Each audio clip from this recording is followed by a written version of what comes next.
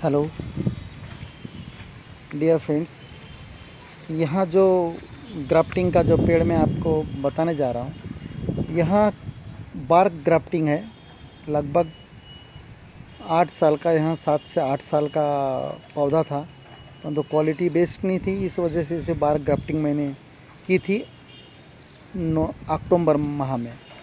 तो देखिएगा उसकी जो पॉलीथीन है, पॉलीथीन मैं छोड़ा नहीं था, लेकिन पॉलीथीन आपको हटानी पड़ती है। जैसे ब्रांचेस बढ़ना शुरू हो जाता है तो 4 महीने के बाद में लगभग आपको पॉलीथीन छोड़कर फिर से ढीली करके, लूज करके आपको फिर से टाइट करनी पड़ती है। अदरवाइज़ उसके इम्प्रेशन जो है वो बार्क ग्राफ्टिंग में जो सक्सेस होते जाती है, जो अपनी सियान, तो वहाँ सायन जो है मोटी होते जाती है, बढ़ते जाती है। उस वजह से क्या होता है कि यहाँ टाइटनेस जो रहता है पॉलीथीन का, तो वहाँ ग्रूव बनते जाता है। इसलिए उसे स्पेस प्रोवाइड करने के लिए हमें उसे हर 3-3, 4-4 महीने में छोड़कर हमें इसे लूजली करके इसे बांधते रहना चाहिए। तो यहाँ प्रोसेस ज़्यादा नहीं, 1 साल तक करनी चाहिए। उसके बाद में पॉलीथीन आप कम्प्लीटली छोड़ सकते हैं, क्योंकि वहाँ एकदम टाइटली फिक्स हो जाता है, उस पेड़ को जॉइंट हो जाता है। तो अभी यहाँ बंधा हुआ है पॉलीथीन, इसे हम अभी यानी, तो इस प्रकार के जो हमारे वीडियोस है बार ग्राफ्टिंग के, मेरे वीडियो प्लेलिस्ट में जाके आप देख सकते हैं।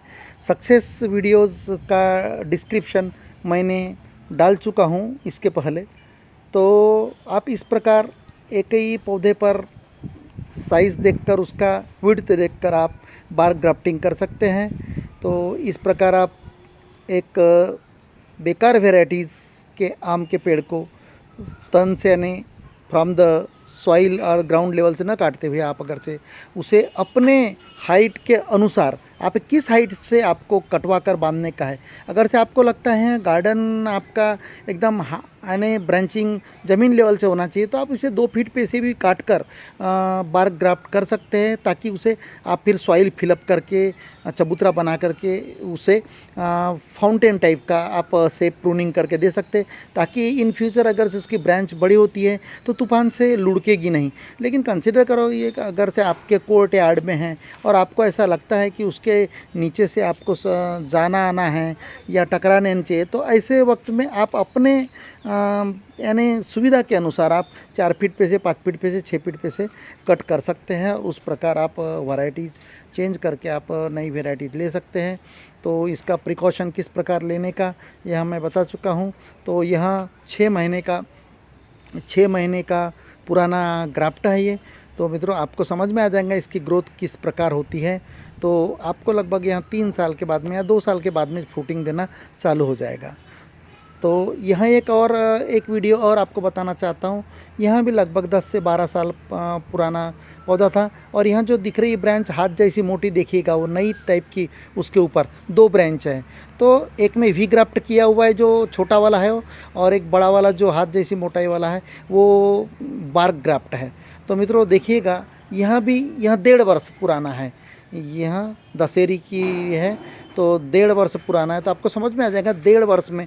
कभी किसी ने क्वेरी की थी कि भाई सर ये कितने दिन में बड़ा होता है।